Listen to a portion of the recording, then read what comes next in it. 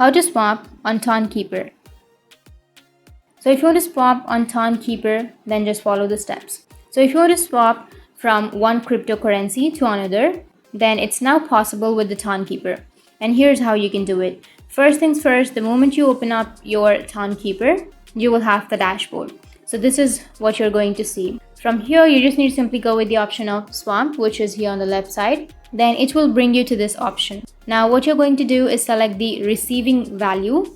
So tap on select under the receive.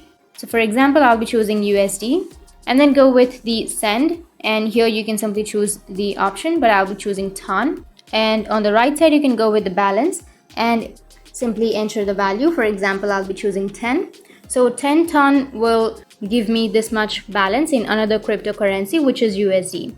So it says insufficient balance for now. I don't have any sufficient balance, but if you have the sufficient balance, then you can simply enter the amount that you would like to swap. And if you have the amount, then simply tap on swap, and then you will be able to swap the Tonkeeper in just a single tap. So that's how you can swap on Tonkeeper. And if you have any questions, feel free to comment below. Thanks for watching.